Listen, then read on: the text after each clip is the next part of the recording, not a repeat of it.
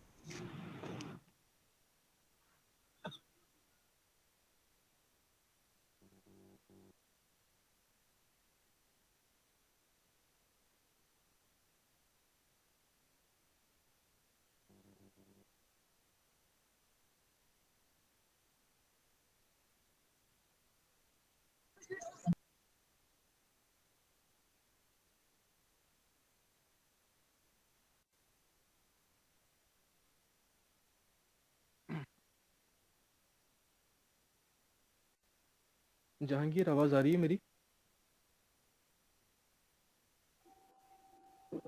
जी sir, आवाज़ आ रही है सर, बिल्कुल सर। ठीक है, तो शुरू करते हैं। जी सर।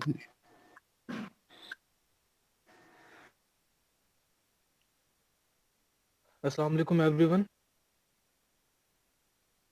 वालेकुम सलाम। वालेकुम सलाम सर।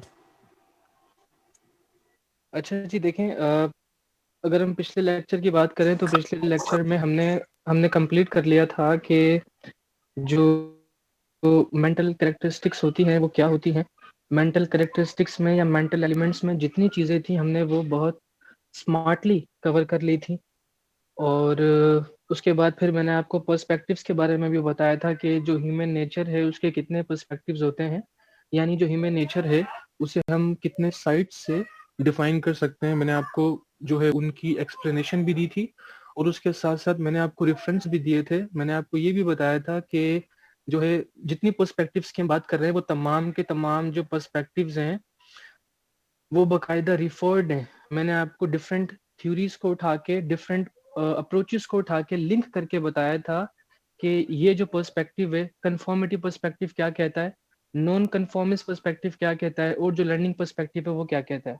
इन तीनों में से हम नहीं कह सकते कि कौन सा जो पर्सपेक्टिव है वो सही है और कौन सा पर्सपेक्टिव गलत है, क्योंकि ये तीनों के तीनों जो पर्सपेक्टिव हैं वो फिट होते हैं डिफरेंट सिचुएशंस में, डिफरेंट पर्सनैलिटीज के ऊपर। तो वो जो हमने ह्यूमन नेचर के 3 पर्सपेक्टिव्स पढ़े हैं वो तीनों बहुत जो है वो समझ लीजिए कि फिक्स्ड हैं। तीनों बहुत ज़्यादा जो है वो क्लास के पर्सपेक्टिव्स हैं और तीनों पर्सपेक्टिव्स की अपनी जो है वो रियलिटीज़ हैं, ग्राउंड रियलिटीज़ हैं। वो हमारा कवर हो गया था। आज से हम स्टार्ट कर रहे हैं मेंटल डिसऑर्डर्स को। ठीक है, ह्यूमन माइंड को समझ लिया, ह्यूमन नेचर को समझ लिया। ठीक है, अच्छा, ह्यूमन माइंड के अंदर जितनी चीज़ें होती हैं, जो एलिमेंट्स होते हैं, उनको समझ लिया। ये तमाम की तमाम जो मेंटल कैरेक्टरिस्टिक्स थी और मेंटल कंपोजिशन थी वो हम समझ चुके हैं। अब हमें पता है कि मेंटालिटी से रिलेटेड अगर हम किसी भी चीज़ की बात करेंगे, फिर चाहे हम कॉग्निशन की बात करें, फिर चाहे हम इमोशंस की बात करें, हम फीलिंग्स की बात करें, हम थॉट्स की बात करें, हम आइडिया की बात करें, हम थॉट प्रोसेस की बात करें, तो इंसान के माइंड से रिलेटेड नर्वस सिस्टम की बात करें, तो इंसान के माइंड से रिलेटेड जितनी चीज़ें हैं उनको हमने बहुत अच्छे तरीके से स्मार्टली समझ लिया है, कवर कर लिया है। अब हम आगे चलेंगे तो हमें बहुत ज़्यादा आसानी होगी, क्योंकि जो चीज़ें हमारे लिए फ्यूचर में बैरियर होंगी या होती, उन्हें हमने जो है वो क्या कर लिया है, एड्रेस कर लिया है। देखें जी, स्लाइड्स मैंने आपके साथ शेयर की हैं। अच्छा, एक चीज़ मैं आपको और बता दूं कि हमारे अभी तक जितने भी लेक्चर्स हुए हैं उन तमाम लेक्चर से रिलेटेड जो स्लाइड्स हैं वो मैंने जो है वो LMS पोर्टल पे अपलोड कर दी हैं। सारी स्लाइड्स आपको वहाँ से मिल जाएंगी। ठीक है, तकरीबन राउंड अबाउट 40 स्लाइड्स हैं, 40 के करीब स्लाइड्स होंगी मेरे ख्याल में। वो सारी मैंने वहाँ पे अपलोड कर दी हैं। आप वहाँ से जो है वो डाउनलोड कर लीजिएगा, आपको रिविजन करने में हेल्प हो जाएगी। ठीक है, मजीद हमारे लेक्चर्स चलते रहेंगे, स्लाइड्स आपके लिए बनाता रहूँगा और मैं आपके साथ शेयर करता रहूँगा। जी, अब देखें, आज का हमारा टॉपिक है मेंटल डिसऑर्डर्स। ठीक है, यानी क्रिमिनल माइंड को समझने के लिए या क्रिमिनल मेंटालिटी को समझने के लिए एलिमेंट सारे हमने कवर कर लिए। अब हम आते हैं के ऊपर, अब हम आते हैं मेंटल डिसऑर्डर्स के ऊपर। देखें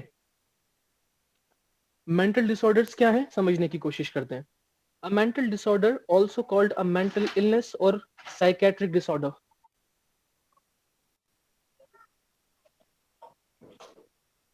जी, जो मेंटल डिसऑर्डर है वो क्या है? मेंटल डिसऑर्डर को हम मेंटल इलनेस भी कह सकते हैं और हम साइकेट्रिक डिसऑर्डर भी कह सकते हैं।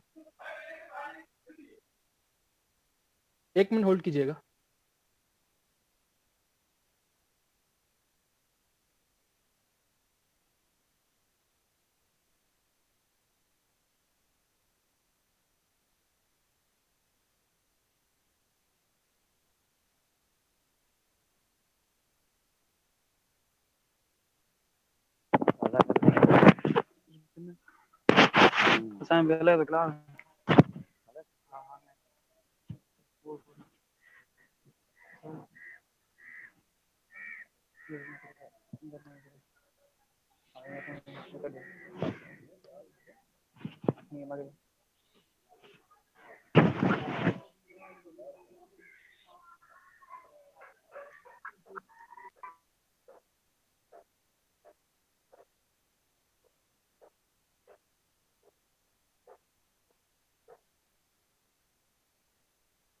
नेटवर्क इशू इतना हो रहा है, बार बार स्टूडेंट्स ज्वाइन कर रहे हैं, बार बार मुझे उनको अप्रूव करना पड़ रहा है।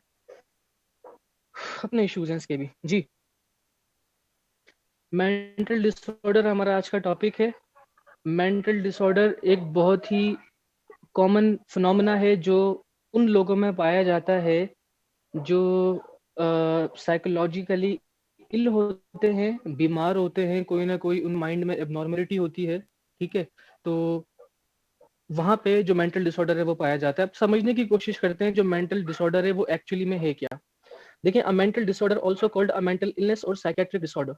यानी सबसे पहली बात तो ये है कि जो मेंटल डिसऑर्डर है, हम मेंटल डिसऑर्डर को मेंटल डिसऑर्डर भी कह सकते हैं, मेंटल इलनेस भी कह सकते हैं और साइकेट्रिक डिसऑर्डर भी कह सकते हैं। आप मेंटल का वर्ड इस्तेमाल करें, आप मेंटल का वर्ड इस्तेमाल करें, आप साइकेट्रिक का वर्ड इस्तेमाल करें, आप साइकोलॉजिकल का वर्ड इस्तेमाल करें, एक ही बात है। ठीक है, तो सबसे पहले चीज तो अपने माइंड में ये क्लियर कर लीजिए कि जो मेंटल डिसऑर्डर है उसे मेंटल डिसऑर्डर भी कहा जा सकता है, मेंटल इलनेस भी कहा जा सकता है और साइकेट्रिक डिसऑर्डर भी कहा जा सकता है। ये क्या है? इट इज अ बिहेवियरल और मेंटल पैटर्न। यार, it is a behavioral or mental pattern that causes significant distress or impairment of personal functioning. Such features may be persistent, relapsing, and remitting or occur as a single episode. Many disorders have been described with signs and symptoms that vary widely between specific disorders. Such disorders may be diagnosed by a mental health professional. देखें जी, जो mental disorder है basically वो क्या है? Mental disorder उन changes को कहा जाता है, हमारे माइंड में आने वाले उन चेंजेस को कहा जाता है, या हमारे माइंड में आने वाले उस डिस्ट्रेस को या उस इम्पेयरमेंट को कहा जाता है जो हमारे पूरे के पूरे फंक्शन को डिस्टर्ब कर देता है। That is called mental disorder. Mental disorder क्या है, दोबारा समझने की कोशिश कीजिए। मेंटल डिसऑर्डर जो है वो एक बिहेवियरल या मेंटल पैटर्न है, यानी हमारे माइंड में एक ऐसा आ जाता है, एक ऐसा हमारे माइंड में जो है वो समझ लें डिस्टर्बेंस आ जाती है जो क्या करती है, हमारे पूरे फंक्शन को जो है वो अफेक्ट करती है। That is called mental disorder.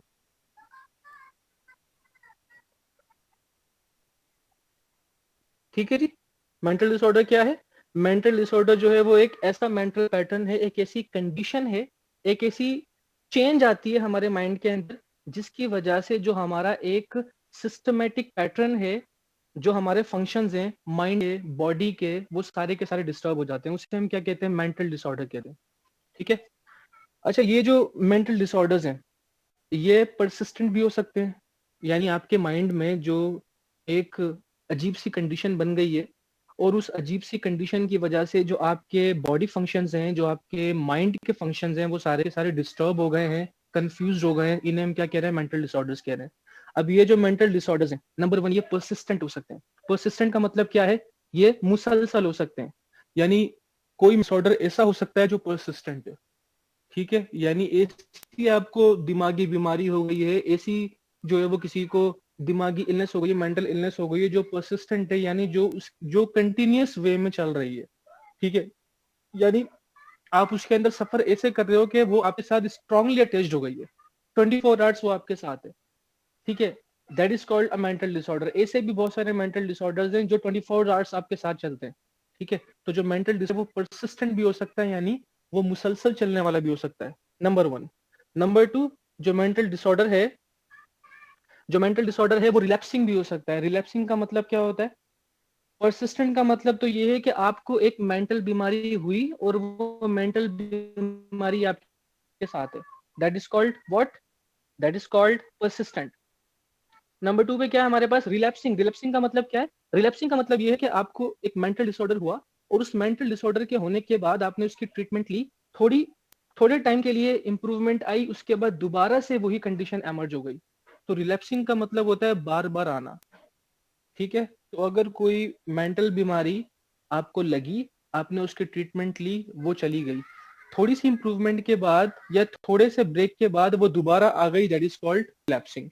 तो जो मेंटल डिसऑर्डर है, नंबर वन परसिस्टेंट हो सकता है, मैंने आपको बताया। नंबर टू रिलैप्सिंग हो सकता है, मैंने आपको बताया, थोड़ी सी इंप्रूवमेंट के बाद दोबारा वो आ जाता है। नंबर थ्री रिमिटिंग हो सकता है। रिमिटिंग का मतलब क्या है? रिमिटिंग का मतलब ये है कि आपको जो है वो एकदम सडन अटैक हुआ, आपके माइंड में एकदम से चेंजिंग हुई, मेंटल डिसऑर्डर आया, उसके बाद क्या हुआ कि एक बहुत लंबे टाइम तक नहीं आया, उसके बाद फिर दोबारा आ गया, इसे हम कहते हैं रेमिटिंग, ठीक है। इसे हम कहते हैं रेमिटिंग। उसके बाद है और occur as a single episode. और ऐसा भी हो सकता है कि एक बार आपको आया उसके बाद ना आया, ठीक है। तो ये बात आपको समझ में आई, बेसिक कॉन्सेप्ट आपको समझ में आया कि मेंटल डिसऑर्डर क्या है। मेंटल डिसऑर्डर आपके माइंड की उस अजीब सी कंडीशन का नाम है, उस स्ट्रेंज इसका नाम है, जिसकी वजह से आपकी बॉडी के, आपके माइंड के जो फंक्शंस हैं वो सारे कंफ्यूज्ड हो गए हैं, वो सारे के सारे डिस्टर्ब हो गए हैं, उन सब में जो है वो एक हर्डल आ गया है, सब आगे पीछे हो गए हैं, एक डिसऑर्डर क्रिएट हो गया है, that is called mental disorder. और ये मैंने आपको बता दिया कि कुछ जो डिसऑर्डर्स हैं वो ऐसे होते हैं जो परसिस्टेंट होते हैं, कुछ ऐसे होते हैं जो रिलैप्सिंग होते हैं, कुछ ऐसे होते हैं जो रेमिटिंग होते हैं, और कुछ ऐसे होते हैं जो सिंगल एपिसोड में आते हैं, यानी जो सिर्फ एक दफा आते हैं उसके बाद फिर नहीं आते। उसके बाद many disorders have been described with signs and symptoms that vary widely between specific disorders. यानी डिसऑर्डर्स की अगर हम बात करें, मेंटल डिसऑर्डर्स की, तो वो बहुत बड़ी तादाद में, बहुत सारे ऐसे हैं जिन्हें साइंस ने आइडेंटिफाई कर लिया है, उनको नाम भी दे दिया है, और बहुत सारे ऐसे हैं कि जिनको अभी तक आइडेंटिफाई ही प्रॉपर तरीके से नहीं किया गया है, तो उनका नाम भी नहीं है, ठीक है। तो जो भी मेंटल डिसऑर्डर्स हैं, उन तमाम के तमाम मेंटल डिसऑर्डर्स को आइडेंटिफाई करने के लिए कुछ साइंस हैं, कुछ सिग्नल्स हैं, उनको देखा जाता है, कुछ उनके सिम्टम्स होते हैं, कुछ उनकी निशानियां होती हैं, उन सिम्टम्स के जरिए आइडेंटिफिकेशन की जाती है कि किसी भी मेंटल पेशेंट को जो डिसऑर्डर है वो कौन सा डिसऑर्डर है, सीरियस लेवल का है या माइनर लेवल का है या किस लेवल का है। सच डिसऑर्डर्स में भी सच डिसऑर्डर्स में be diagnosed by a mental health professional. किसी भी किस्म का सीरियस लेवल का, लेस सीरियस लेवल का, किसी भी किस्म का जो मेंटल डिसऑर्डर है, अगर वो किसी भी शख्स को होता है तो उसे जो है वो लाजमी सी बात है एक ट्रीटमेंट रिक्वायर्ड होती है। वो उसे कहाँ से मिल, स्टैटिस्टिकल और M4 मैनुअल। यानी जो, अगर हम अमेरिका की बात करें तो अमेरिका के अंदर एक साइकेट्रिस्ट की एसोसिएशन है, यानी जो बहुत सारे साइकेट्रिस्ट हैं जो मेंटल इलनेस को डील करते हैं, जो माइंड के डॉक्टर्स हैं, वो बेसिकली क्या करते हैं, उनकी एक एसोसिएशन बनी हुई है, उनका एक समझ लो उनका एक इदारा बना हुआ है, उनका जो है वो एक ग्रुप बना हुआ है। अब उस एसोसिएशन का काम क्या है? उस एसोसिएशन का काम यह है कि वो लोग बेसिकली मेंटल इलनेस को डील करने के लिए रिसर्च करते हैं, उस पर काम करते हैं, और उस पर काम करने के बाद कोशिश करते हैं कि इन मेंटल डिसऑर्डर्स को एड्रेस किया जा सके और इनकी ट्रीटमेंट हो सके, ठीक है। तो ये जो DSM है, ये क्या है? Diagnostic and statistical manual for mental disorders, यानी एक बुक है, आप हैंड बुक भी कह सकते हो, ठीक है। और उस बुक में बकायदा इंस्ट्रक्शंस लिखी हुई हैं किसके बारे में? मेंटल डिसऑर्डर्स के बारे में। जितने भी मेंटल डिसऑर्डर्स होते हैं, छोटे लेवल के, बड़े लेवल के, सीरियस लेवल के, नॉन सीरियस लेवल के, जितने भी मेंटल डिसऑर्डर्स होते हैं, उन तमाम के तमाम मेंटल डिसऑर्डर्स के ऊपर एक इंस्ट्रक्शन बुक लिखी हुई है, उसे वो लोग मैनुअल कहते हैं। ठीक है, और उसका पूरा नाम क्या? उसका पूरा नाम है diagnostic and statistical manual for mental disorder. ठीक है, इसके अंदर हर चीज रिटिन है, जितना अभी तक रिसर्च हुआ है मेंटल डिसऑर्डर्स के ऊपर वो सारा उसके अंदर लिखा है, इंस्ट्रक्शन उसके अंदर लिखी हैं। और वो जो अमेरिकन एक एसोसिएशन है साइकोलॉजिस्ट की, वो उसके हिसाब से इन डिसऑर्डर्स को डील करते हैं। जो लॉ मेकिंग होती है, किन लोगों के लिए, जो साइको पेशेंट्स होते हैं या वो लोग करते हैं, और उनके पीछे जो रीजन होता है वो कोई ना कोई मेंटल इलनेस होता है, कोई ना कोई साइकोलॉजिकल रीजन होता है। तो उस साइकोलॉजिकल रीजन को डील करने के लिए वो लोग क्या करते हैं, इस मैनुअल का इस्तेमाल करते हैं। इस मैनुअल को देखते हुए ही लॉ मेकिंग होती है। कौन से क्राइम्स की? जो ज्यादातर साइकोलॉजिकल पर्सपेक्टिव से होते हैं, लॉ मेकिंग होती है। इसके अलावा जो जजेस हैं वो भी जब डिसीजंस वगैरह देते हैं कोर्ट्स के अंदर, ठीक है, उन क्राइम्स के अंदर, जिन क्राइम्स के अंदर रीजन क्या था, जिन क्राइम्स के अंदर रीजन जो है वो कोई ना कोई साइकोलॉजिकल फैक्टर था, कोई ना कोई साइकोलॉजिकल एलिमेंट था, तो उसके अंदर भी वो लोग क्या करते हैं, इस मैनुअल को देखते हुए जो है वो डिसीजन को देते हैं। ठीक है, तो ये उसकी डेफिनेशन अब हम देख रहे हैं कि वो क्या कहता है अकॉर्डिंग टू DSM-4। अब DSM-4 क्या है? ये चौथा एडिशन है, इसके 5 एडिशन आ चुके हैं। DSM-4 वाली डेफिनेशन मुझे बहुत अच्छी लगी थी, वो मैंने आप लोगों के लिए पिक की है। ठीक है, तो इसका पहला एडिशन, दूसरा, तीसरा, चौथा, 5 एडिशन आ चुके हैं। DSM-4 के according, a mental disorder is a psychological syndrome or pattern which is associated with distress, example via a painful symptom, disability, impairment in one or more important areas of functioning. ठीक है, increased risk of death or causes a significant loss of autonomy. However, it excludes normal responses such as grief from loss of a loved one, and also exclude deviant behavior for political, religious, or societal reasons not arising from a dysfunction in the individual. अब देखिए क्या कह रहे हैं ये लोग, कह रहे हैं mental disorder is a psychological syndrome. ठीक है, फर्स्ट आप इसकी स्टेटमेंट देखें कितनी कमाल है। ये कहते हैं कि अ mental disorder is a psychological syndrome. Syndrome क्या होता है? सिंड्रोम का मतलब होता है a group of symptoms. Symptom क्या होता है? निशानी। किसी भी डिजीज, किसी भी इलनेस, किसी भी बीमारी की जो निशानियां होती हैं, जो उसकी अलामात होती है, उन्हें हम क्या कहते हैं? सिम्टम्स कहते हैं। तो a group of symptoms is called syndrome. किसी भी बीमारी से रिलेटेड हमें जो सिम्टम्स मिलते हैं, जो हमें सिम्टम्स दिखाई देते हैं, वो क्या होता है? सिंड्रोम होता है। ठीक, और psychological patterns which is associated with distress, जिनका ताल्लुक है किससे? डिस्ट्रेस से। डिस्ट्रेस का मतलब क्या होता है? कशीदगी। डिस्ट्रेस का मतलब होता है हमारे माइंड में जो कशीदगी है, जो हमारे माइंड में शदीद तनाव है, जो हमारे माइंड में जो है वो शदीद डिस्टर्बेंस है, उसे हम क्या कहते हैं?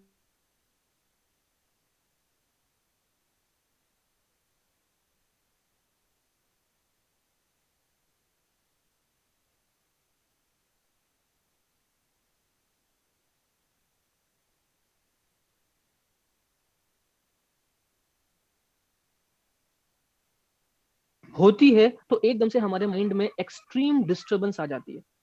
ठीक है, इसका ताल्लुक किससे? डिस्ट्रेस से है। हमारे माइंड में एक्सट्रीम डिस्टर्बेंस आ जाती है।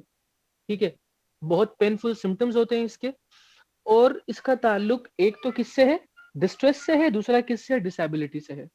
यानी जब कोई भी मेंटल इलनेस या कोई भी मेंटल डिसऑर्डर किसी भी शख्स को होता है, तो सबसे पहली चीज क्या होती है? सबसे पहली चीज ये होती है कि उसको डिस्ट्रेस होता है, यानी एक्सट्रीम डिस्टर्बेंस होती है उसके माइंड में। और नंबर 2, उसको डिसेबिलिटी हो जाती है। Disability in what sense? Disability उसको इस सेंस में हो जाती है कि वो अपनी रूटीन एक्टिविटीज को परफॉर्म करने में, वो अपनी जॉब को परफॉर्म करने में, वो अपनी बॉडी के फंक्शंस को हैंडल करने में या कंट्रोल करने में या अपने आप को कंट्रोल करने में वो क्या हो जाता है? डिसेबल हो जाता है, फेल हो जाता है। तो यहाँ पे जो डिसेबिलिटी है, डिसेबिलिटी का मतलब है इम्पेयरमेंट। डिसेबिलिटी का मतलब है impairment in one or more important areas of function. Impairment का मतलब होता है खराबी। डिसेबिलिटी, इम्पेयरमेंट, यानी क्या मतलब है इसका? खराबी। यानी जब मेंटल डिसऑर्डर होता है, ठीक है, तो फिर एकदम से जो माइंड है वो डिस्ट्रेस हो जाता है, और माइंड के डिस्ट्रेस होने की वजह से डिसेबिलिटी हो जाती है, यानी इम्पेयरमेंट हो जाती है, खराबी हो जाती है किसी भी बॉडी के एक फंक्शन में या बहुत सारे फंक्शंस में। और वो जो बंदा है वो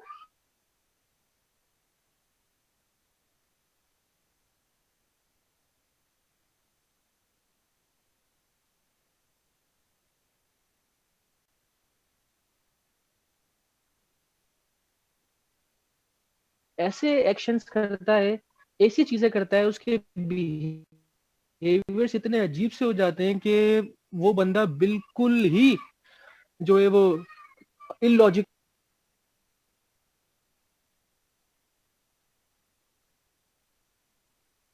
या painful symptom, disability, impairment in one or more important areas of function. यहाँ तक क्लियर हो गया हमारा। उसके बाद आगे इंक्रीज रिस्क ऑफ डेथ, यानी मेंटल डिसऑर्डर में जो लोग सफर करते हैं, एक बहुत बड़ा रिस्क उनके लिए ये होता है कि वो मर सकते हैं। यानी इतने एक्सट्रीम लेवल के डिस्ट्रेस हो जाते हैं, इतनी एक्सट्रीम लेवल की क्या कहते हैं उनको हम, डिसेबिलिटीज हो जाती है हमारी बॉडी के अंदर कि हम मर सकते हैं। ठीक है, तो मेंटल डिसऑर्डर से हम नंबर 1 मर सकते हैं, जो रिस्क होता है हमारे मरने का वो बढ़ जाता है, नंबर 1। नंबर 2, क्योंकि अच्छा ऐसे नहीं कि मेंटल डिसऑर्डर हुआ और हम मर गए, मतलब जिस तरीके से भाई कोई हमें शूट करता है तो हम मर जाते हैं, ऐसा नहीं है। मेंटल डिसऑर्डर से चांसेस बढ़ जाते हैं डेथ के। वो मैं इस सेंस में कह रहा हूँ कि मिसाल के तौर पर आपकी कंडीशन ऐसी हो गई है, आपका माइंड बिल्कुल इतना अजीब हो गया है कि आपकी थिंकिंग आपकी थिंकिंग बिल्कुल अजीब सी हो गई है, और उस स्टेट में जाके आपने क्या कर लिया, सुसाइड कर लिया। ठीक है, यानी जिस बंदे को मेंटल डिसऑर्डर होता है, उस बंदे की मेंटालिटी में इतने मेजर चेंजेस आते हैं और इतने स्ट्रेंज किस्म के चेंजेस आते हैं कि वो राइट एंड रॉन्ग के बीच में डिफरेंशिएट को करना भूल जाता है। उसे नहीं पता होता कि वो कैसे बिहेव कर रहा है, वो कैसे सोच रहा है, उसकी बॉडी कैसे काम कर रही है, लोग उसके बारे में क्या सोच रहे हैं। सारी चीजें डीएक्टिवेट हो जाती हैं, और पॉसिबली वो सुसाइड कर ले, पॉसिबली वो किसी गाड़ी के सामने आ जाए, पॉसिबली वो कुछ ऐसा कर ले कि जो है वो जिससे उसकी डेथ ऑकर हो जाए। तो मेंटल डिसऑर्डर का एक बहुत बड़ा जो रिस्क है वो ये है कि जो इंसान की डेथ है, जो इंसान की मौत है, उसके चांसेस बढ़ जाते हैं मेंटल डिसऑर्डर की वजह से, नंबर 1। नंबर 2, और causes a significant loss of autonomy. और ये भी होता है कि उसका कोई बहुत ही अहम सिग्निफिकेंट लॉस हो जाता है। ऑटोनॉमी क्या होता है? ऑटोनॉमी का मतलब होता है कि जो आपकी डिसीजन मेकिंग है, जो आपका खुद का सेल्फ कंट्रोल है, कैसे सोचना है, कैसे बिहेव करना है, कैसे लोगों को खुद को शो करना है। तो जो आपकी एक ऑटोनॉमी है, जो आपका एक इख्तियार है, जो आपकी एक जजमेंट है, जो आपका अपना अपने ऊपर एक कंट्रोल है, वो सारा का सारा उसमें आपको एक बहुत बड़े लेवल पे लॉस होता है। नंबर 1, डेथ ऑकर हो सकती है। नंबर 2, आपकी जो ऑटोनॉमी है, आपकी जो अथॉरिटी है, वो डैमेज हो सकती है। आपकी बॉडी के अंदर कोई ऐसा लॉस हो सकता है, कोई ऐसी डिसेबिलिटी हो सकती है जिसकी वजह से बहुत आपका नुकसान हो जाए। However, it excludes normal response such as grief from loss of a loved ones. अब देखिए, it excludes normal response such as grief from the loss of a loved ones, and also exclude deviant behavior for political, religious or societal reasons not arising from a dysfunction in the individual. कहने का मतलब ये है कि death occur हो सकती है, number 1। Number 2, जो आपकी ऑटोनॉमी है उसका लॉस हो सकता है। नंबर 3 ये है कि ऐसा भी हो सकता है माइनर हो, यानी जब आपको मेंटल डिसऑर्डर होता है तो ऐसा भी हो सकता है कि ना डेथ हो, ऐसा भी हो सकता है कि जो है वो बहुत ज्यादा आपका लॉस ना हो, नॉर्मल रिस्पॉन्स हो आपका। ठीक है, जैसे मिसाल के तौर पर ये है कि grief from loss of a love one, यानी कोई एक आपका फैमिली मेंबर है, उससे आप शदीद मोहब्बत करते थे, आपके फादर हो सकते हैं, आपके ब्रदर हो सकते हैं, ठीक है, आपके कोई रिलेटिव हो सकते हैं, उनकी डेथ हो गई। अब उनकी डेथ होने के बाद, अब लाजमी सी बात है, आप मेंटल डिसऑर्डर होगा। मेंटल डिसऑर्डर ऐसे होगा कि आपका माइंड काम करना छोड़ देगा, आपका माइंड बार बार उसके बारे में सोचेगा, आपका माइंड आपका जो नर्वस सिस्टम है वो डिस्टर्ब हो जाएगा। ठीक है, एक वर्ड हम इस्तेमाल करते हैं, ट्रॉमा। ट्रॉमा का मतलब क्या होता है? सदमा। जब बहुत ज्यादा कोई बंदा आपसे क्लोज होता है, वो बहुत ज्यादा आपसे जो है वो जुड़ा होता है, और बहुत ज्यादा वो आपके लिए केयरिंग होता है, और बहुत ज्यादा वो आपके लिए अच्छा होता है, आप उसे पसंद करते हैं, तो फिर क्या होता है कि बंदा उसके लॉस को, उसके जाने को बर्दाश्त नहीं कर पाता, और वो सदमे में चला जाता है, जिसे हम क्या कहते हैं, मेंटल ट्रॉमा कहते हैं। तो मेंटल ट्रॉमा क्या है? मेंटल ट्रॉमा ये है कि आपने किसी ऐसे बंदे को खो दिया जो आपके लिए बहुत ज्यादा जरूरी था, बहुत ज्यादा इंपॉर्टेंट था, और उसके साथ आपकी लाइफ बहुत ज्यादा डिपेंडेंट थी, कनेक्टेड थी, लिंक थी, और वो बंदा चला गया आपको छोड़ के किसी भी वजह से। तो वो चीज आपको बर्दाश्त ही नहीं हो रही, और आपका माइंड जो है वो किस में चला गया? सदमे में चला गया, आप मेंटल ट्रॉमा में चले गए। अब ये जो मेंटल ट्रॉमा है ये क्या है, ये भी बेसिकली एक कॉन्सिक्वेंस है किसका, मेंटल डिसऑर्डर का। ऐसा भी होता है कि भाई लव्ड वन है हमारा, बहुत करीबी है, बहुत अच्छा है, चला गया दुनिया से, हम खुद, कुछ लोग होते हैं खुद को जो है वो कर लेते हैं कन्विंस के भाई ठीक है सबको जाना है, अल्लाह ताला का निज़ाम है, जो आया है वो जाएगा, और अल्लाह ताला जो बेहतर समझते हैं वही करते हैं। कुछ लोग ऐसे भी होते हैं जो इस थॉट के साथ अपने आप को कन्विंस कर लेते हैं यार चलो ठीक है, बंदा जो है वो चला गया, क्योंकि वो हो सकता है ना बीमारी में हो, 4 साल से बीमार हो, 5 साल से बीमार हो, बेड पर हो, कंडीशन उसकी बहुत बुरी हो, लेकिन वो हमें बहुत जो है वो अजीज हो, ठीक है, उसकी एकदम डेथ हो जाए तो हम क्या करेंगे, हम मेंटल ट्रॉमा में नहीं जाएंगे, हम बोलेंगे यार चलो जो है वो बंदा बहुत परेशानी में था, बहुत ज़्यादा तकलीफ में था, अल्लाह ताला ने उसकी तकलीफ को ख़त्म कर दिया। तो कई बार ऐसा होता है कि कुछ सिचुएशंस ऐसी होती हैं कि वो हमें बहुत मेजर मेंटल डिसऑर्डर्स की तरफ ले जाती हैं, और कुछ ऐसी होती हैं जो नहीं लेकर जाती, क्योंकि वो एक्सपीरियंस ऐसा होता है और वो सिचुएशन ऐसी होती है कि हम खुद को कन्विंस कर चुके होते हैं कि भाई जो हो रहा है वो बिल्कुल ठीक हो रहा है। तो जो मेंटल डिसऑर्डर है वो बहुत सीरियस लेवल तक भी आपको लेके जा सकते हैं, और नॉन सीरियस लेवल तक भी आपको वो रख सकते हैं। डिपेंड करता है कि जो मेंटल डिसऑर्डर है उसकी टाइप क्या है। पहली चीज ये, यानी हो सकता है कि आपको बहुत क्रॉनिक और बहुत ही सीरियस किस्म का कोई मेंटल ट्रॉमा हो जाए मेंटल डिसऑर्डर से, नंबर वन। नंबर टू, ऐसा भी हो सकता है कि आप इतने ज़्यादा बदजन हो जाएं किसी वजह से, मिसाल के तौर पे आपका जो है वो एक लव्ड वन है, आपका फैमिली मेंबर है, ठीक है, और आपका कोई रिलेटिव है, उसे उसे कोई मार दे। अगर उसे कोई मार देता है, अगर उसे कोई शूट कर देता है, तो वो चीज़ इतनी ज़्यादा, वो कर दे, मार दे, उसके बाद फिर आप क्या करो, क्रिमिनल जस्टिस सिस्टम की तरफ जाओ इंसाफ के लिए, वहां पर आप धक्के खाओ, 1 साल, 2 साल, 3 साल, 4 साल, निज़ाम इतना खराब है आपको इंसाफ ना मिले। उसके बाद ये चीज़ें आपको इतना ज़्यादा जो है वो बदजन कर देंगी, और आपको इतना ज़्यादा ये चीज़ें वो कहते हैं ना कि बगावत करने पर आपको जो है वो उकसा देंगी, फिर आप बोलेंगे कि यार सिस्टम गया भाड़ में, सीजीएस सिस्टम गया भाड़ में, और जो है वो हमारा जो कॉन्स्टिट्यूशन है वो गया भाड़ में। फिर आप बोलोगे कि यार बस अब मुझे क्या करना है, बदला लेना है, रिवेंज लेना है मुझे, जब तक मैं रिवेंज नहीं लूंगा तब तक ना मुझे सुकून मिलेगा ना मरने वाले को सुकून मिलेगा। ये आपकी थिंकिंग होती है, फिर आप क्या करते हो, फिर आप बन जाते हो एंटी सोशल। एंटी सोशल बनने के बाद हो सकता है कि फिर आप टेररिस्ट बन जाओ, हो सकता है आप मर्डरर बन जाओ, हो सकता है आप किडनैपर बन जाओ, हो सकता है कि आप जो है वो कोई ऐसे क्राइम्स के अंदर इन्वॉल्व हो जाओ बदला लेने के लिए जो एक्सट्रीम लेवल के क्राइम है, हो सकता है आप एक्सट्रीमिस्ट बन जाओ। ठीक है, तो ये ऐसे सिचुएशंस हैं जो हमें लीड कर देती हैं इतने बड़े बड़े जो है वो क्राइम्स की तरफ। ठीक है, और ये किसकी वजह से होता है, मेंटल डिसऑर्डर्स की वजह से होता है।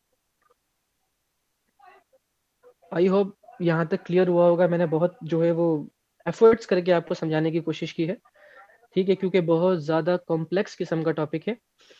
अच्छा, थोड़ा एक चीज़ और देखें, and also exclude deviant behaviour for political, religious और societal reasons not arising from a dysfunction in the individual. यानी कहने का मतलब ये है कि मेंटल डिसऑर्डर जब आपको होता है ना, तो मेंटल डिसऑर्डर के होने की वजह से भी बहुत बड़े बड़े इश्यूज हो सकते हैं, बहुत बड़े बड़े क्राइम्स आप कर सकते हैं, बहुत बड़े बड़े जो मॉरल स्टैंडर्ड्स हैं उनको आप ब्रेक कर सकते हैं, ऐसा हो सकता है। लेकिन ये 100% केसेस में नहीं होता, ऐसा नहीं होता कि हर मेंटल पेशेंट क्राइम कर दे, ऐसा नहीं होता कि हर वो बंदा जो मेंटल डिसऑर्डर में सफर कर रहा है वो क्राइम कर दे, हर वो बंदा जो मेंटल डिसऑर्डर में सफर कर रहा है वो रेपिस्ट हो, वो सेक्सुअल असॉल्ट करता हो, वो मर्डरर हो, वो किडनैपर हो, या फिर वो सीरियल किलर हो, ऐसा हमेशा नहीं होता, ऐसा हमेशा नहीं होता।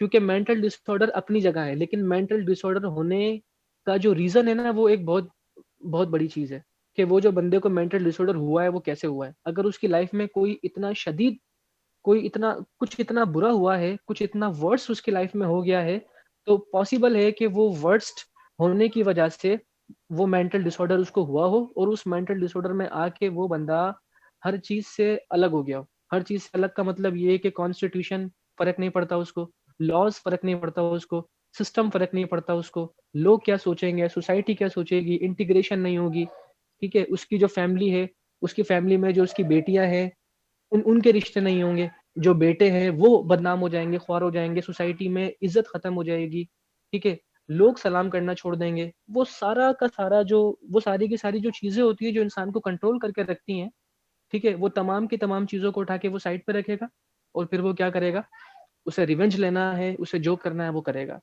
उसके लिए फिर उसको जो मीन नजर आएगा वो उसी को यूज करते हुए अपने उस ऑब्जेक्टिव को अचीव करने की कोशिश करेगा। तो इस बात को याद रखिएगा, ऐसा नहीं होता कि 100% केसेस में मेंटल डिसऑर्डर बंदे को और वो क्राइम कर ले, लेकिन ज्यादातर होता है। ठीक है। और इसके अंदर, और अगर हम इसको क्रिमिनलिटी से कनेक्ट करेंगे तो उसके अंदर फिर पॉलिटिकल फैक्टर्स भी आ जाते हैं, रिलीजियस फैक्टर्स भी आ जाते हैं, सुसाइटल रीजंस भी आ जाते हैं। ये तमाम की तमाम चीजें भी रोल प्ले करती हैं बंदे के सिस्टम को या बंदे के फंक्शन को डिस्टर्ब करने में, या बंदे के मेंटल फंक्शन को डिस्टर्ब करने में। इन चीजों का भी अपना रूल होता है। हम सिर्फ और सिर्फ मेंटल डिसऑर्डर को ट्रिगर नहीं कर सकते, मेंटल डिसऑर्डर को रिस्पॉन्सिबल नहीं ठहरा सकते क्राइम के लिए, और भी बहुत सारी चीजें होती है। ठीक है, आगे चलते हैं। उसके बाद है, अच्छा अगर बहुत बहुत ज्यादा सिंप्लीफाई करना हो, बहुत ज्यादा सिंप्लीफाई करना हो, यानी इतना मैंने आपको एक्सप्लेन किया, उसके बाद भी आप बोल रहे हो कि नहीं सर और सिंपल करें, और सिंपल करें कि हमें ये मेंटल डिसऑर्डर समझ में आ जाए, तो मैं ये कहूंगा कि mental disorders are conditions that affect your thinking, feeling, mood and behaviour. Mental disorder वो कंडीशंस हैं, मेंटल जो डिसऑर्डर्स हैं वो कंडीशंस हैं आपकी माइंड की, जो असरअंदाज करती हैं, जो इफेक्ट करती हैं आपकी थिंकिंग को, आपकी फीलिंग को, आपके मूड को और आपके बिहेवियर को। यानी जिस भी बंदे को मेंटल डिसऑर्डर होगा, इसका मतलब ये है कि उसके माइंड में एक ऐसी कंडीशन हो गई है, उसके माइंड की एक ऐसी हालत हो गई है जो अफेक्ट कर रही है, जो असरअंदाज हो रही है उसकी थिंकिंग पे। उसकी सोच अजीब हो गई है, उसकी फीलिंग अजीब हो गई है, उसका मूड अजीब हो गया और उसके बिहेवियर्स अजीब हो गए। बात समझ आ रही है? तो कोई भी आपको बोले कि भाई बहुत ज्यादा सिंप्लीफाई करके बता दे मेंटल डिसऑर्डर क्या है, तो आप क्या बोलेंगे? आप बोलेंगे mental disorder are the conditions that affect someone's thinking, someone's feeling, someone's mood और someone's behavior। इंतहाई सिंपल है। आपकी थिंकिंग सही तरीके से काम नहीं कर रही, आपका मूड सही तरीके से काम नहीं कर रहा, आपकी फीलिंग सही तरीके से काम नहीं कर रही, आपके बिहेवियर सही तरीके से काम नहीं कर रहे, यानी थिंकिंग, फीलिंग, मूड, बिहेवियर, चारों चीजें आपकी अजीब हो गई हैं, चेंज हो गई हैं, अनयूजुअल हो गई हैं। That is called you are being attacked by a mental disorder, you are suffering from a mental disorder. यहाँ तक हो गया। उसके बाद दे मे बी ओकेजनल और long lasting, chronic, they can affect your ability to relate to others and function each day. यानी ये point भी बहुत अच्छा है कि जो मेंटल डिसऑर्डर है, जो मेंटल डिसऑर्डर है वो ओकेजनल भी हो सकता है। ओकेजनल का मतलब ये है कि कभी कभी आपको हो गया, कभी कभी आपको, यानी कभी कभी ऐसा हुआ आपके साथ कि आपको कोई मेंटल इलनेस हो गई, कुछ वक्त के लिए हुई, कुछ मिनट के लिए, कुछ घंटों के लिए, फिर आप ठीक हो गए। तो ये जो मेंटल डिसऑर्डर है वो ओकेजनल भी हो सकता है। या ऐसा भी हो सकता है कि कोई खास इवेंट हो और उस खास इवेंट के ऊपर आप एकदम मेंटल डिसऑर्डर में चले जाएं। फॉर एग्जाम्पल मैं आपको एक मिसाल देता हूँ, समझिएगा। एक छोटी सी बच्ची है, ठीक है, बचपन से ही आपने क्या किया है, उसको डर लगता है। ठीक है, उस बच्ची को डर लगता है किससे? अंधेरे से। और आपने उस बच्ची को बचपन से ही एक अंधेरे, एक ऐसे कमरे में बंद कर दिया है जहाँ पे कोई लाइट नहीं है, अंधेरा है। एक वो बच्ची, छोटी बच्ची, 5 साल की, 6 साल की, 7 साल की, 7 साल की बच्ची, उसे आपने एक कमरे में बंद कर दिया, उस कमरे में सिर्फ अंधेरा है और उसे अंधेरे से शदीद डर लगता है।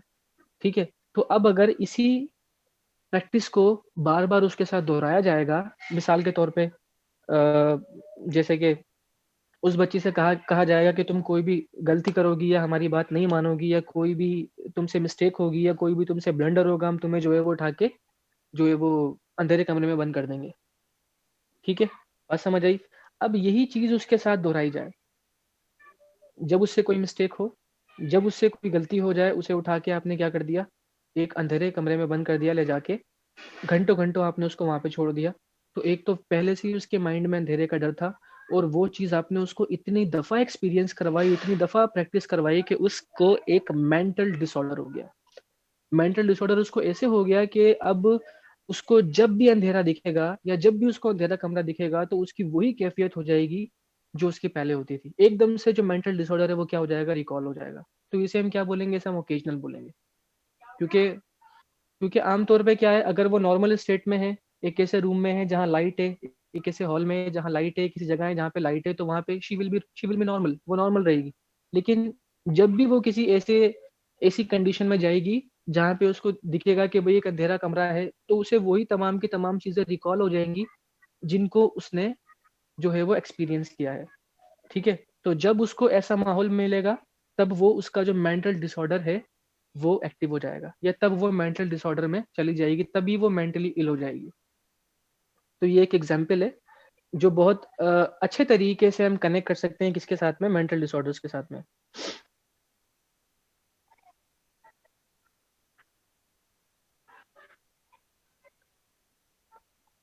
जहांगीर, आवाज नहीं आ रही मेरी? आ रही है सर। सर आवाज आ रही है सर, बिल्कुल क्लियर आ रही है सर।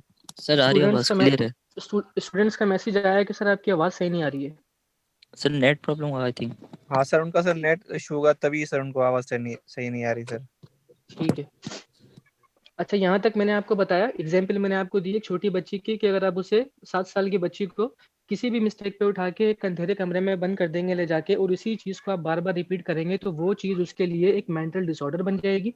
और अगर वो लाइट में रहेगी, दिन में रहेगी, ऐसी जगह पे रहेगी जहाँ उसको लाइट मिले, जहाँ उसको रोशनी मिले, she will be fine, she will be fine, she will be normal.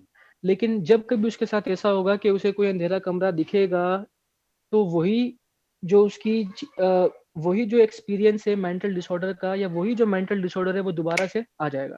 तो कहने का मतलब ये है कि जो मेंटल डिसऑर्डर है वो ओकेजनल हो सकता है। ये एग्जांपल किसकी थी? ओकेजनल की थी। और जो मेंटल डिसऑर्डर है वो लॉन्ग लास्टिंग भी हो सकता है। लॉन्ग लास्टिंग का मतलब है क्रॉनिक। आपको बचपन से हो, आपको 10 साल की उम्र से हो, आपको 15 साल की उम्र से हो, ठीक है, तो ये क्रॉनिक भी हो सकता है कि भाई बहुत पहले से आपके साथ चलता हुआ आ रहा है, आपके साथ ये मसला होता आ रहा है। तो ये मेंटल डिसऑर्डर ओकेजनल भी हो सकता है, और मेंटल डिसऑर्डर जो है वो क्रॉनिक भी हो सकता है, जिसे हम क्या कहते हैं, लॉन्ग लास्टिंग कहते हैं। और ये आपकी जो एबिलिटीज है रूटीन लाइफ में, आपकी जो घर की जो एक्टिविटीज है, जो आपके ऑफिस की एक्टिविटीज है, जो आपकी स्कूलिंग की एक्टिविटीज है, जो आपके फ्रेंड्स की एक्टिविटीज, फ्रेंड सर्कल की एक्टिविटीज हैं, तो किसी भी जोन के अंदर आप हैं, चाहे वो घर है, चाहे वो फैमिली है, चाहे वो फ्रेंड्स हैं, चाहे वो रिलेटिव्स हैं, किसी भी जोन के अंदर अगर आप हैं, उस जोन में रहते हुए जो आपकी एक्टिविटीज हैं, जो आपके फंक्शंस हैं, वो बिल्कुल डिस्टर्ब हो जाएंगे मेंटल डिसऑर्डर के बाद। सिंपलेस्ट डेफिनेशन, इससे आसान नहीं हो सकता। आगे चलते हैं। यहाँ तक क्लियर हुआ मेंटल डिसऑर्डर। मेंटल डिसऑर्डर के बाद हम आ जाते हैं कि भाई मेंटल डिसऑर्डर की टाइप्स कितनी होती हैं। ठीक है, अगर हम मेंटल डिसऑर्डर की टाइप्स की बात करेंगे, there are many different types of mental disorders. यानी मैंने आपको बताया मुख्तलिफ बहुत सारी किस्में मेंटल डिसऑर्डर्स की। कुछ ऐसे हैं जिन्हें एक्सप्लेन कर दिया गया है, कुछ ऐसी हैं जो अभी तक कंट्रोवर्शियल हैं।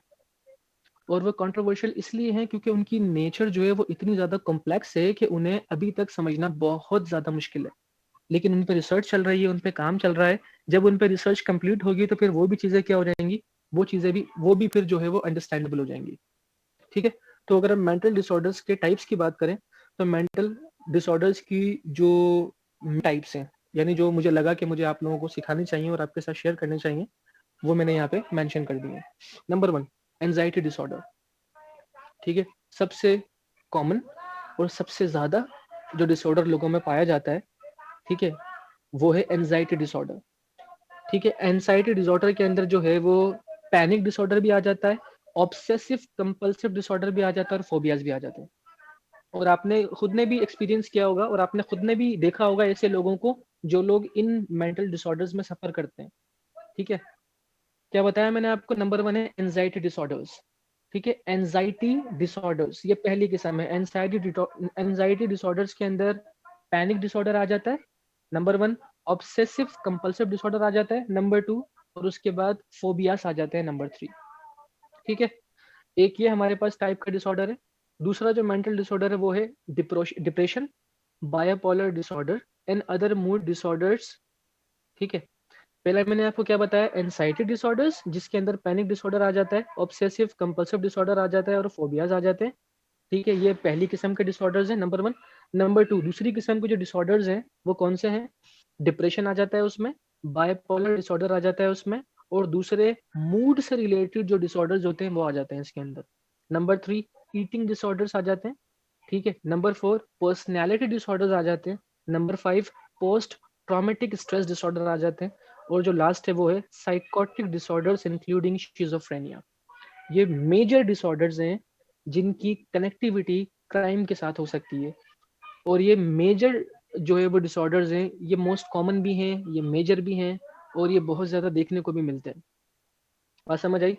तो ये मेंटल डिसऑर्डर के टाइप्स हैं। हमारी कोशिश क्या होगी कि हम इन्हीं को कवर करें, इन्हीं को अच्छे तरीके से कवर करने की कोशिश करें कि भाई ये जो मेंटल डिसऑर्डर्स हैं इनके कॉजेज क्या हैं, इनके कॉन्सिक्वेंसेस क्या हैं, इनके सिम्टम्स क्या हैं, और इनकी ट्रीटमेंट क्या हो सकती है, और इनकी कनेक्टिविटी क्राइम के साथ कितनी ज़्यादा है, कितनी कम है, कौन से टाइप के क्राइम के साथ ज़्यादा है, कौन से टाइप के क्राइम के साथ कम है, कौन से डिसऑर्डर में आने के बाद बंदा जो है वो प्रॉपर्टी क्राइम करता है, या कौन से डिसऑर्डर में आने के बाद बंदा सेक्सुअल क्राइम करता है, कौन से डिसऑर्डर में आने के बाद बंदा जो है वो सीरियस और लेस सीरियस किस्म का क्राइम करता है। तो ये सारी चीजें जो है वो इसके अंदर हम देखेंगे।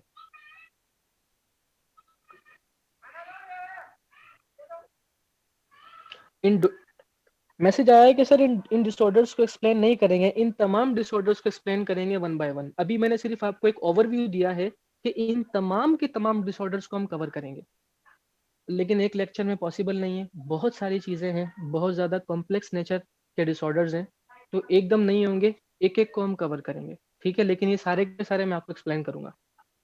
यहाँ तक क्लियर हो गया? मेंटल डिसऑर्डर्स में एंजाइटी डिसऑर्डर आ गया, एंजाइटी डिसऑर्डर में पैनिक डिसऑर्डर आ गया, ऑब्सेसिव कंपल्सिव डिसऑर्डर आ गया, और फोबिया आ गया। उसके बाद डिप्रेशन आ गया, डिप्रेशन बाइपोलर डिसऑर्डर आ गया, मूड डिसऑर्डर्स आ गए, उसके बाद ईटिंग डिसऑर्डर्स आ गए, उसके बाद पर्सनैलिटी डिसऑर्डर्स आ गए, उसके बाद पोस्ट ट्रॉमेटिक डिसऑर्डर आ गए, उसके बाद साइकोटिक डिसऑर्डर और शिजोफ्रेनिया आ गए, ठीक है। ये डिसऑर्डर्स के टाइप है। आज हम जिसको कवर करेंगे वो कौन सा है? एंजाइटी डिसऑर्डर्स, जो मोस्ट कॉमन है, इंतहाई कॉमन है, लोगों में पाया जाता है बहुत ज्यादा। डिसऑर्डर्स के हवाले से अगर हम बात करें तो ये बहुत ज्यादा पाया जाता है जी। सबसे पहले एंजाइटी डिसऑर्डर को समझने से पहले हमें ये देखना पड़ेगा एंजाइटी क्या है, ठीक है। एंजाइटी को जो हम समझते हैं वो सही समझते हैं या गलत समझते हैं, तो सबसे पहले हम ये देखते हैं कि एंजाइटी क्या है, व्हाट इज एंजाइटी, ठीक है। Anxiety is a feeling of fair, dread and uneasiness. It might cause you to sweat, feel restless and tense, and have a rapid heartbeat. It can be a normal reaction to stress. For example, you might feel anxious when faced with a difficult problem at work, before taking a test, or before making an important decision. It can help you to cope. The anxiety may give you a boost of energy or help you focus. But for people with anxiety disorders, the fear is not temporary and can be overwhelming. देखें जी, anxiety क्या है? Anxiety एक feeling है। सबसे पहली बात, किस चीज की फीलिंग है? फेयर की। एंजाइटी एक फीलिंग है फेयर की, ड्रेड की और अनईजीनेस की। यानी एंजाइटी हम उस फीलिंग को कहते हैं, एंजाइटी हम उस सेंसेशन को कहते हैं जिसके अंदर क्या हो कि हमें हमें बहुत ज्यादा डर लगना शुरू हो जाए, बहुत ज्यादा हमें खौफ आना शुरू हो जाए, बहुत ज्यादा हम घबराना शुरू कर दें, बहुत ज्यादा जो हमारी हम नर्वसनेस फील करें बहुत ज्यादा, और हमें बहुत ज्यादा बेचैनी शुरू हो जाए। तो ये जो किसी भी बंदे को बहुत ज्यादा बेचैनी होना शुरू हो जाती है, बहुत ज्यादा वो नर्वस हो जाता है, बहुत ज्यादा जो है वो बेचैनी फील करता है, घबराहट फील करता है, बहुत ज्यादा खौफ उसको लगने लग जाता है, that is called anxiety. That is called anxiety. ये ऐसी फीलिंग है, ये ऐसी चीज है जो बहुत ज्यादा इंसान को डिस्टर्ब कर देती है। तो इसको हम कैसे एक्सप्लेन करेंगे?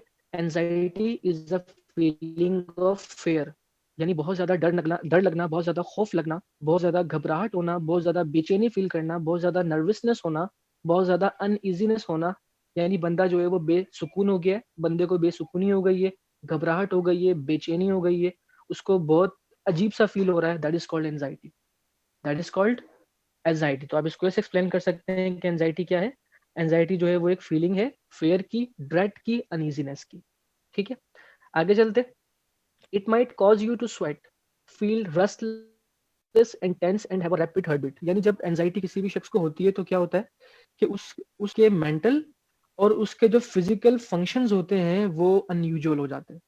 अनयूजुअल कैसे हो जाते हैं? मिसाल के तौर पे उसे पसीना आना शुरू हो जाता है, उसे घबराहट होना शुरू हो जाती है, उसकी जो हार्ट बीट है वो बहुत ज्यादा तेज हो जाती है, और वो उसे एकदम वो उदास हो जाता है, और उसकी जो कैफियत होती है ना वो बिल्कुल ऐसी हो जाती है कि उसे सुकून नहीं मिलता एंजाइटी होने के बाद।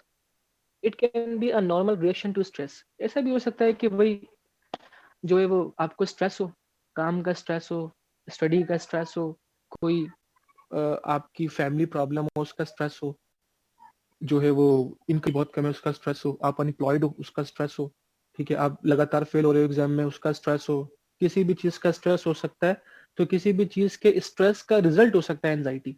यानी आपको कोई भी दबाव है, कोई भी किसी भी किस्म का जहनी दबाव है, अब चाहे वो घर के हवाले से है, आपकी वाइफ ठीक नहीं है, ठीक है, या आपकी इनकम ठीक नहीं है, या फिर आपका हस्बैंड ठीक नहीं है, या फिर आपके फैमिली मेंबर्स में से कोई ठीक नहीं है, या फिर आपकी फैमिली में सब बीमार हैं, या फिर आप बीमार हैं, आपकी बीमारी ऐसी है कि आप यानी आपकी आपकी हेल्थ ऐसी है कि वो ठीक होके नहीं दे रही है, ठीक है, या फिर आपके आपके बिजनेस के इश्यूज हैं, आप लगातार लॉस को फेस कर रहे हो, लगातार जो है वो आपको जो है वो नाकामी होती जा रही है, आपको प्रोजेक्ट्स नहीं मिल रहे, आपके पास क्लाइंट्स नहीं आ रहे, आपके पास कस्टमर्स नहीं है, आपका काम ठीक नहीं हो रहा, नुकसान ही होता जा रहा है। तो किसी भी किस्म का जो स्ट्रेस है, उस स्ट्रेस का रिजल्ट हो सकता है कौन? एंजाइटी, ठीक है। For example you might feel anxious when faced with a difficult problem at work. Before taking a rest or before making an important decision, it can help you to cope. The anxiety may give you a boost of energy or help you focus, but for people with anxiety disorders, the fear is not temporary and can be overwhelming. यानी कई बार तो ऐसा होता है कि भाई हमें stress होता है, और हमें स्ट्रेस होने के बाद जो है वो हम एंजाइटी में चले जाते हैं। हमारी फीलिंग कौन सी वाली हो जाती है? एंजाइटी वाली हो जाती है। मैंने आपको डिफाइन कर दिया एंजाइटी में क्या क्या होता है। कई बार ऐसा होता है कि जब हमें एंजाइटी होती है ना, तो हम किसी भी चीज को लेके बहुत सीरियस हो जाते हैं, किसी भी चीज को लेके बहुत, यानी एंजाइटी कई बार ऐसा होता है कि किसी भी काम के हो जाने के बाद होती है, और एंजाइटी कई बार ऐसा होता है कि किसी भी काम के होने से थोड़ा पहले होती है। तौर पे कैसे? मिसाल के तौर पे ये कि भाई आपके बिजनेस में बहुत बड़ा लॉस हो गया है, आप जो है वो सड़क पे आ गए हैं, आपका करोड़ों का नुकसान हो गया है। अब ये नुकसान होने के बाद आप एंजाइटी में जाएंगे कि अब क्या होगा, मेरे इतने लोन्स थे, मैंने बैंक से लिए हुए थे, इतना कर्जा था, ये था वो था, इसको इतने देने हैं, सारे मामला थे, ठीक है।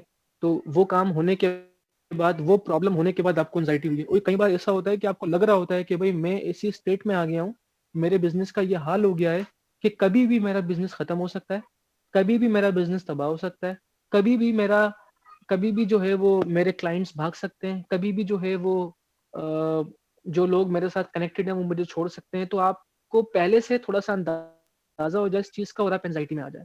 तो एंजाइटी किसी प्रॉब्लम का, बड़ी प्रॉब्लम का रिजल्ट भी हो सकता है, और एंजाइटी तब भी हो सकता है कि आपको लग रहा है कि कोई बहुत बड़ी प्रॉब्लम आने वाली है, तो प्रॉब्लम के बाद भी हो सकता है, प्रॉब्लम के पहले भी जो है वो एंजाइटी फीलिंग एक्टिवेट हो सकती है। यहाँ तक क्लियर हुआ? एंजाइटी समझ में आया क्या होता है? उसके बाद आगे चलते हैं। अब देखते हैं कि व्हाट आर एंजाइटी डिसऑर्डर्स। जो एंजाइटी डिसऑर्डर है वो क्या है? Anxiety disorders are conditions in which you have anxiety that does not go away and can get worse over time. Anxiety disorder हम उस कंडीशन को कहते हैं कि आप एंजाइटी में आ गए हैं, और एंजाइटी में आने के बाद जो आपकी फीलिंग है वो मजीद खराब से खराबतर होती जा रही है। यानी कुछ भी आपके साथ ऐसा हुआ है, कोई भी प्रॉब्लम का रिजल्ट, या फिर कोई भी प्रॉब्लम से पहले आपको लग रहा है कि मेरे साथ ये नुकसान होने वाला है बहुत बड़ा, आप एंजाइटी में आ गए।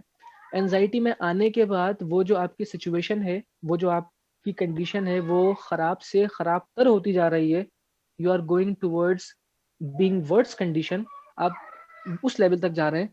That is called anxiety disorder. यानी एंजाइटी डिसऑर्डर हमारी वो मेंटल कंडीशन है जिसके अंदर हम एंजाइटी में सफर करते हैं, और हमारी कंडीशन खराब से खराबतर होती चली जाती है with the passage of time. That is called anxiety disorder. यानी अगर ऐसा हुआ कि भाई मैं फॉर एग्जांपल ये कि भाई एक स्टूडेंट है, बहुत अच्छा स्टूडेंट है, बहुत काबिल स्टूडेंट है, किसी भी इशू की वजह से वो फेल हो गया।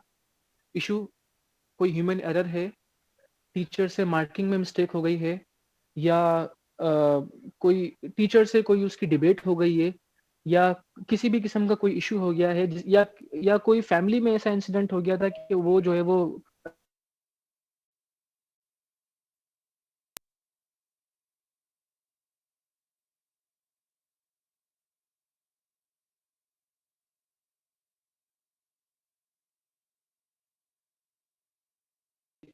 होती है। यानी इस डिसऑर्डर की भी टाइप्स हैं। जनरलाइज्ड एंजाइटी डिसऑर्डर, जिसे हम GAD भी कहते हैं। दोबारा सुनिएगा। एंजाइटी डिसऑर्डर्स की कुछ टाइप्स होती हैं, 3 टाइप्स होती हैं इसकी। इसकी जो पहली टाइप है उसे हम कहते हैं GAD, generalised anxiety disorder. People with GAD worry about ordinary issues such as health, money, work, and family, but their worries are excessive and they have them almost at once. क्या है? इसका मतलब ये है कि अगर किसी को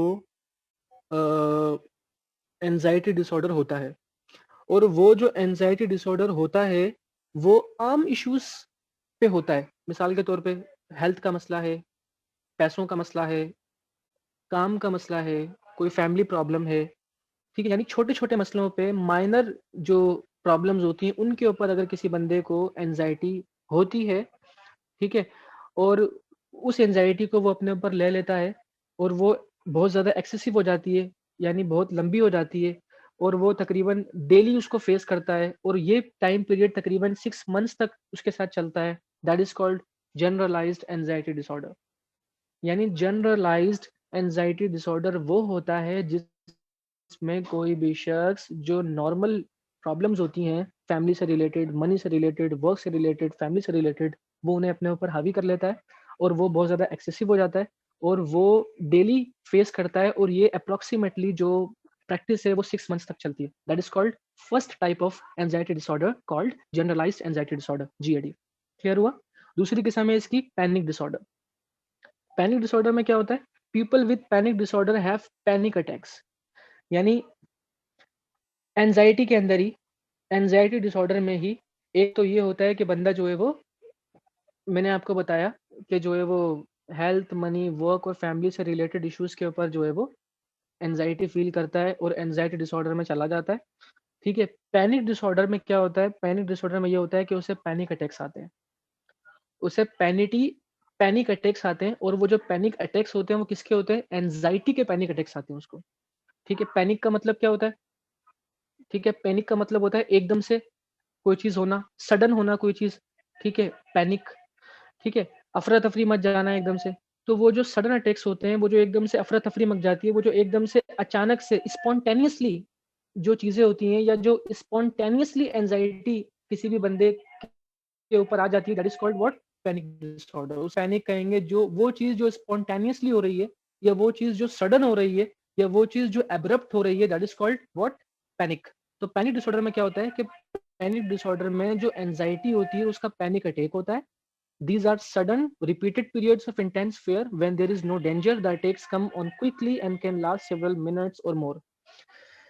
यानी जो ये दूसरे किस्म का एंजाइटी डिसऑर्डर है जिसे हम कह रहे हैं पैनिक डिसऑर्डर, ये जो पैनिक डिसऑर्डर होगा इसके अंदर क्या होगा भाई? बंदे को सडन अटैक्स होंगे और ये बार बार होगा, उसको रिपीटेड रिपीटेड स्पॉन्टेनियस अटैक्स होंगे, यानी बार बार उसको एंजाइटी होगी, बार बार उसको एंजाइटी होगी, बार बार उसे डर लगेगा और ये ऐसी कंडीशन में भी उस बंदे को होने लग जाएगा कि सब सही चल रहा है, कोई इशू नहीं है, कोई खतरा नहीं है, कोई परेशानी नहीं है, फिर भी उसे किसके एंजाइटी की, जिसे पैनिक कहा जाता है, पैनिक डिसऑर्डर कहा जाता है, कि बंदे को अचानक से एकदम से जो है वो एंजाइटी हो जाती है और एकदम से एंजाइटी होने की वजह से उसके सारे फंक्शंस जो है वो क्या हो जाते हैं? डिस्टर्ब हो जाते हैं। दूसरी कंडीशन है, ये तब भी हो सकता है जब कोई प्रॉब्लम हो और ये तब भी हो सकता है जब कोई प्रॉब्लम ना हो, कोई टेंशन ना हो, सब सही चल रहा हो, अचानक से बंदे को अटैक हो गया किसी चीज को लेके। तो ये दूसरी किस्म है कौन सी? Panic disorder. तीसरी है फोबियाज। फोबियाज आप लोगों के लिए मोस्ट कॉमन है, आप लोग अवेयर हैं इससे, फोबियाज से। फोबिया का मतलब क्या होता है? किसी भी चीज का फेयर होना, किसी भी चीज का फेयर होना। जैसे मिसाल के तौर पर किसी को ऊंचाई से डर लगता है, किसी को पानी से डर लगता है, किसी को गहराई से डर लगता है, किसी को जो है वो अंधेरे से डर लगता है, ठीक है, किसी को आवाजों से डर लगता है, ठीक है। तो ये फोबियाज हैं। कुछ लोगों को ऊंचाई से डर लगता है, तो ये तमाम के तमाम फोबियाज हैं और हो सकता है कि आप में से भी किसी में कोई फोबिया हो। आप में से किसी को ऊंचाई से डर लगता हो, आप में से किसी को मकड़ी से डर लगता हो, आप में से किसी को जो है वो पानी से डर लगता हो। तो ये फोबियाज मोस्ट कॉमन है, पाए जाते हैं लोगों में, आपके अंदर, मेरे अंदर भी किसी हद तक मौजूद होंगे, ठीक है। People with phobias have an intense fear of something that poses little or no actual danger. यानी people with phobias have an intense fear of something that poses little or no actual danger.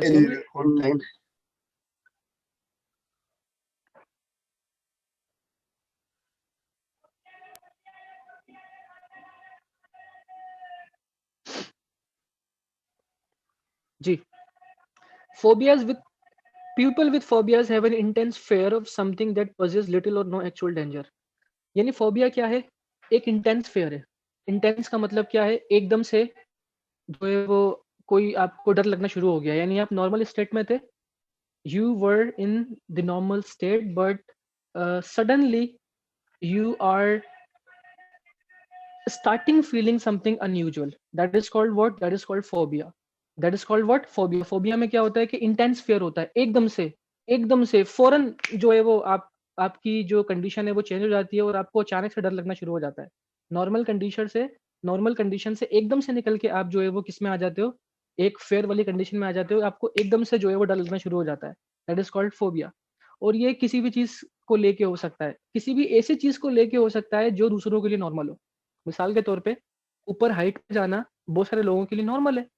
आपने देखा होगा videos में, आपने देखा होगा कि लोग क्या करते हैं, लोग जो है वो फॉरेन कंट्रीज जाते हैं, वहाँ पे डिफरेंट जू बने हुए हैं, वहाँ पे डिफरेंट जो है वो क्या कहते हैं उनको, क्या कहते हैं, प्ले लैंड्स बने हुए हैं, डिफरेंट वहाँ पे झूले होते हैं डिफरेंट, और वो झूले भी इतने खतरनाक लेवल के होते हैं, लोग उनको एंजॉय करते हैं। आपने अक्सर वीडियोस देखी होंगी कि जो है वो अ, आगे खाई है, ठीक है, यानी जो रास्ता है वो खत्म हो रहा है, उसके बाद आगे खाई है, और जहाँ रास्ता खत्म हो रहा है उसी के थोड़ा सा पीछे जो है वो 2 पोल लगे हुए हैं, ठीक है, और वहाँ पे एक झूला बना हुआ है, और उसके ऊपर जो है वो लोग बैठकर झूला झूल रहे हैं, यानी पीछे ज़मीन है, आगे खाई है, ठीक है, और वो जो झूला है वो उसके बिल्कुल करीब लगा हुआ है खाई के, और उसके ऊपर लोग क्या कर रहे हैं, झूला झूल रहे हैं। उन्हें डर नहीं लगता, वो उसे एन्जॉय करते हैं, वो उसे एज़ अ थ्रिल लेते हैं, वो उसे as a source of enjoyment लेते हैं। तो फ़ोबिया क्या होता है? फ़ोबिया एक ऐसी चीज़ होती है, एक ऐसा डर होता है किसी एक ऐसी चीज़ को लेके जो दूसरों के लिए तो नॉर्मल होती है, लेकिन आपके लिए एबनॉर्मल होती है। आपके लिए ऐसा लगता है आपको कि वो बहुत ही कोई खतरनाक चीज़ है, लेकिन वो एक नॉर्मल सी चीज़ होती है। That is called phobia. तो जिन लोगों को हाइट फ़ोबिया होता है, उन्हें हाइट पे जाने से डर लगता है, जिनको नहीं होता वो ईज़िली चले जाते हैं, ठीक है? Their fear may be about spiders. जो फ़ोबिया के फियर्स हैं मैंने आपको बताए, स्पाइडर्स से हो सकते हैं, यानी मकड़ी को देखा आपने, आपको डर लगना शुरू हो गया, ये फ़ोबिया है। फ्लाइंग, किसी को जो है वो उड़ने से डर लगता है। उड़ने का मतलब क्या है कि भाई आप कोई झूला झूल रहे हैं, आपको डर लग रहा है, आप झूले में बैठ ही नहीं रहे कि नहीं भाई मुझे डर लगता है। बहुत सारे हमारी फैमिली में ऐसे होते हैं जो बड़े मज़े से जाते हैं और बड़े खतरनाक जो झूले होते हैं उनको एंजॉय करते हैं। लेकिन हमारी फैमिली में कोई एक बंदा ऐसा ज़रूर होता है जिसको बहुत डर लगता है, वो किसी झूले में बैठता ही नहीं है। वो इसलिए नहीं बैठता क्योंकि वो उसके लिए फ़ोबिया है। और कई बार ऐसा होता है उसको पता होता है वो उसके लिए फ़ोबिया है, कई बार ऐसा होता है उसे पता ही नहीं होता कि वो उसके लिए फ़ोबिया है। ठीक है? तो स्पाइडर से डर लगना, फ्लाइंग से डर लगना, बहुत से लोग ऐसे होते हैं उन्हें जो हुजूम वाली जगहें होती हैं जहाँ पे लोगों का बहुत ज़्यादा रश होता है, वहाँ पे जाके उनको डर लगना शुरू हो जाता है। तो ये भी एक फ़ोबिया है कि बहुत ज़्यादा जो क्राउड होता है लोगों का, उसमें जाने के बाद डर लगना शुरू होना, ये भी एक फ़ोबिया है। इसके अलावा जो सोशल सिचुएशंस होती हैं बहुत सारी और, उनमें आपको डर लगना, ठीक है? तो ये सारी की सारी जो है वो सोशल ये सारी की सारी जो है वो एंग्ज़ायटी डिसऑर्डर्स की टाइप्स हैं। ये सारी की सारी चीज़ें जो है वो एंग्ज़ायटी डिसऑर्डर से कनेक्टेड हैं। आई होप यहाँ आपको यहाँ तक समझ आया होगा। यहाँ तक क्लियर है? Yes, sir. Yes sir. Yes sir. Lecture यहीं तक रखें या आगे चलें? सर भले सर एंजाइटी आज कंप्लीट कर आपकी दें सर। मर्जी है। हेलो, लेक्चर यहीं तक सर रखें या आगे चलें? सर यहीं तक सही है सर, क्योंकि फिर जाना भी है थोड़ा। कहाँ जाना है? सर बस काम है, सर आपको जैसे पता है। आपकी मर्जी। सर ये एंजाइटी आज पूरी कर दें सर। सर एग्जाइटी कंप्लीट कर लें। एंजाइटी ये यस सर, कंप्लीट कंप्लीट कर लें। ये तो कंप्लीट कर लें एग्जैक्टली सर कंप्लीट करते एग्जाइटी। हैं उसके बाद एप्स बस हो गए, पूरी होगी ना बस, ये तो एंजाइटी। नहीं सर नहीं, अभी आगे पूरी और नहीं हुई है, अभी सिम्टम रहता है। है, अभी सिम्टम्स है ना, साइन एंड सिम्टम्स। सिम्टम्स अभी रहते हैं। रहता है। हाँ तो फिर वो सर, फिर वो सिम्टम्स पूरे कर ले फिर भले, फिर खत्म कर। ठीक है, ठीक है, ठीक है, ठीक है, ठीक है।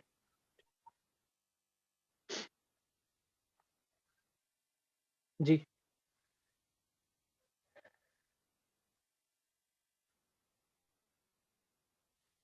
स्टूडेंट्स के मैसेज आ रहे हैं कि सर नमाज की तैयारी करनी है, फ्राइडे है, सर एंड कर दें। Sir enough for today. Sir ये लास्ट है सिम्टम्स। सिम्टम्स के बाद हमारे पास एक और है रिस्क ऑफ एंजाइटी डिसऑर्डर्स। ये 2 चीजें और हैं। सर ये आप ऐसे करें फिर ये नेक्स्ट क्लास में करवा दीजिएगा क्योंकि टाइम बहुत कम है बाकी। मुझे कोई प्रॉब्लम नहीं है, बोलोगे तो अभी करवा दूंगा, बोलोगे तो नेक्स्ट क्लास पे रख लेते हैं। I have no issue. Sir अभी करवा दो। नेक्स्ट में करना है सर, दूसरी क्लास में 30 मिनट्स तो लग जाएंगे एटलीस्ट इसमें। तो अभी 12 बज रहे हैं तो फिर सर नेक्स्ट में करवा दें। चलें ठीक है, क्लास को यहाँ पे वाइंड अप करते हैं। सिम्टम्स आपके रहते हैं एंजाइटी डिसऑर्डर के, और इसके अलावा जो है वो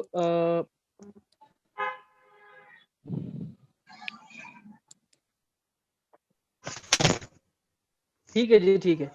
क्लास को यहाँ पे वाइंड अप करते हैं।